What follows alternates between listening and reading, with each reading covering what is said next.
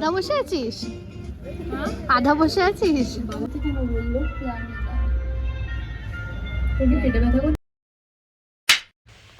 Hey guys, welcome back to my channel. I hope you all are doing well.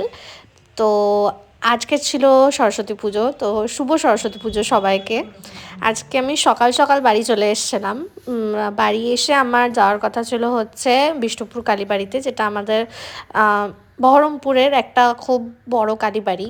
তো ওখানে আমি সকাল সকাল স্নান টান করে পুজো দিতে চলে যাই বাবা মার সাথে। আর এখানে আমি বাইকে করে যাচ্ছিলাম, আমি পরেছিলাম শাড়ি, আমার মা পরেছিল কুর্তি, আর আমার বাবা খুব কষ্ট করে আমাদের তিনজনকে নিয়ে বাইকে চেপে গিয়েছিল।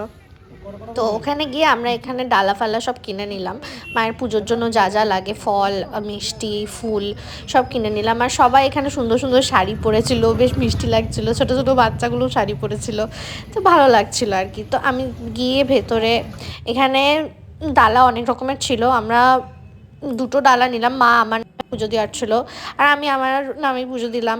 তো যাই হোক, দিয়ে এখানে আমি পুজো দিয়ে নিয়ে এবার আমার কথা ছিল আমার একটা বন্ধু বাড়ি যাওয়ার। ওখানে আমার মা দাঁড়িয়ে বলছে তুই ছবি তুলবি না? আমি বলছি না মা, আমি ছবি তুলবো না, আমি এখানে ভিডিও বানাবো।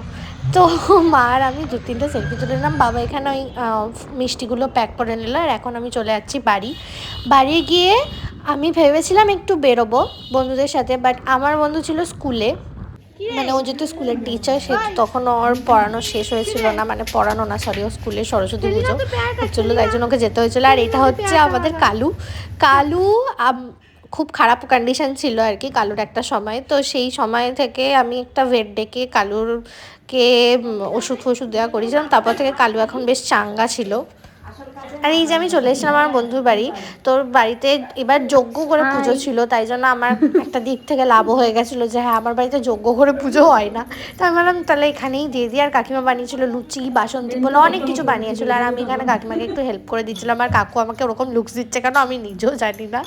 তারপরে কাকু বললো একটু নৈবেদ্যটা দিয়ে আমি নৈবেদ্যটা সাজিয়ে দিলাম। কাকুটা আবার সুন্দর করে মাঝখানে কলা দিয়ে সাজালো। আর এই যে উনি দাঁড়িয়ে আছেন মহারানী। যাই হোক, আমি আবার এখানে লুচিটা নিলাম। আর এই আলপনাটা আমি দিয়েছি, জানি খুব বাজে হয়েছে, মানে পুরুত মশাই আসার 2 মিনিট আগে কাকিমা আমাকে বলছে একটু আলপনাটা দিয়ে দে বাবু। তো আমি আর কিছু পাইনি, একটা নর্মাল ডিজাইন করে তাড়াতাড়ি করে দিয়ে ফেলেছি। তখন পুরুত ঠাকুর বসে আছে অলরেডি। আর এই বাচ্চাটা এত মিষ্টি ছিল, এটা ছিল আমার বন্ধুর কালিগের মেয়ে। তো এখানে আমি শঙ্খ বাজাচ্ছি আর আমি বাজাতে পারছি না, সেই কি হার্ড বাজানো। আর এখানে আমরা সবাই মিলে আবার দাঁড়ালাম, আরতি হচ্ছিল, তারপরে ও কাঁসর ঘন্টা বাজাচ্ছিল, আর আমি এখানে কিছুতেই 7টা বাজাতে পারছি না, কিছুতেই 4টা বাজাতে পারছি না। আর আমি হেসেই যাচ্ছি, কারণ আমি জানি না কেন 7টা কেন আমি বাজাতে পারছিলাম না, ফু দিয়েই যাচ্ছি, বাজছেই না। যাই হোক, তারপরে এখানে ঠাকুর পুজো দিচ্ছে, আর কাকু এখানে পুরোপুরি আমাকে রোস্ট করে দিল 7টা এত ইজিলি বাজিয়ে।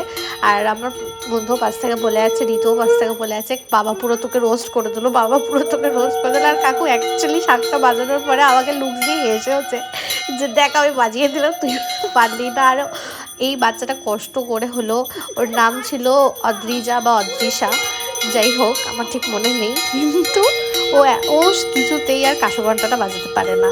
আর এখানে ওর ভাই, আমার বন্ধুর ভাই, ও হাসছে যে আমি বাজাতে পারিনি। আর এখানে আমার বন্ধু বলছে তোকে কেমন মামা লাগছে, আমি একটা ভিডিও নিই। যাই হোক, এখানে প্রায় পুজোটা কমপ্লিট হয়েছিল, বাকি ছিল যজ্ঞ। আর এখানে হচ্ছিল যজ্ঞ।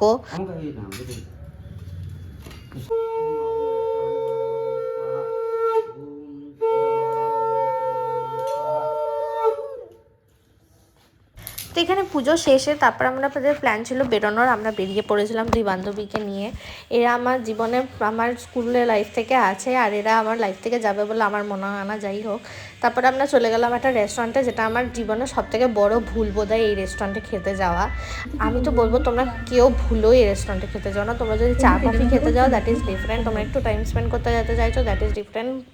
মকটেলস আমি ট্রাই করিনি, কিন্তু দেখতে খুব সুন্দর, দেখতে খুব অ্যাস্থেটিক রেস্টুরেন্টটা, কিন্তু ও মাই গড এদের খাওয়ার তোমাদেরকে আমি তাহলে বলি, ফার্স্ট আমরা অর্ডার করেছিলাম হচ্ছে চিকেন ভর্তা আর একটা গার্লিক নানটা বেশ ভালো ছিল, গার্লিকের অ্যামাউন্টও ভালো ছিল, মানে সব ভালো ছিল, গার্লিক আমার নানটা বেশ ভালোই খেতে ছিল। কিন্তু চিকেন ভর্তা তোমরা একটু পরে দেখতে পারবে, রীতিমতো চিকেনের চাংস দেওয়া আছে, সেদ্ধ চিকেন একটুখানি সতে করে চিকেনের একটা গ্রেভির মধ্যে দিয়ে দিয়েছে, ওটা চিকেন ভর্তা বলে না, কাজু কিশমিশের কোনো টেস্ট নেই, কিছু নেই, ওটার যে একটা ব্ল্যান্ডেড টেস্ট থাকে একটা চিকেন ভর্তার, ওই টেস্টটা নেই। তারপরে আমরা অর্ডার করেছিলাম হচ্ছে ফ্রাইড রাইসটা বাপরে বাপ, ফ্রাইড রাইসটা ফার্স্ট আমরা এগ ফ্রাইড রাইস অর্ডার করেছিলাম। ফ্রাইড রাইস বলতে আমরা কী বুঝি, এগ ফ্রাইড রাইস হলো ভেজিসে ফ্রাই করা থাকে আর এগ থাকে, আমাদেরকে সেদ্ধ ভাতের মধ্যে ডিম ভাজা দিয়ে দিয়েছে, লিটারালি সেদ্ধ ভাতের মধ্যে ডিম ভাজা। তারপরে আমরা আবার আমি বললাম যে তোমরা তো এটা কেন ফ্রাই করে দাও, এটা তো ফ্রাইড রাইস বলে না, এটাকে কি ফ্রাইড রাইস বলে তোমরা কি জানো, না সোয়া সস না গোলমরিচ নাথিং। আরে ভাই, আর আমার সামনে বসে আছে প্রফেশনাল শেফ, ও তো লিটারালি পরিষেবাই শেফ, তো ও তো লিটারালি কন্টিনিউ করে যাচ্ছে, বলে যাচ্ছে এটা কী খাবার, যে ওকে চিকেন ভর্তাটা তো তাও আমরা কোনো কষ্ট করে চিকেন ভর্তা খাচ্ছি না, চিকেন কষা খাচ্ছি। তারপরে লাস্টে আমাদেরকে ভেজে দিচ্ছে, দেখো এরকম কাঁচা পেঁয়াজ, কাঁচা এই ক্যাপসিকাম, খেতে ভীষণ জঘন্য ছিল, মানে এত জঘন্য, আমরা যে কত কষ্ট করে গিলেছি আমরাই জানি। যাই হোক, আমার ব্লগটা এখানেই আমরা শেষ করছি, আমরা বাড়ি ফিরে গেছি। ভালো লেগে থাকলে লাইক শেয়ার আর সাবস্ক্রাইব করে দিও, বাই বাই।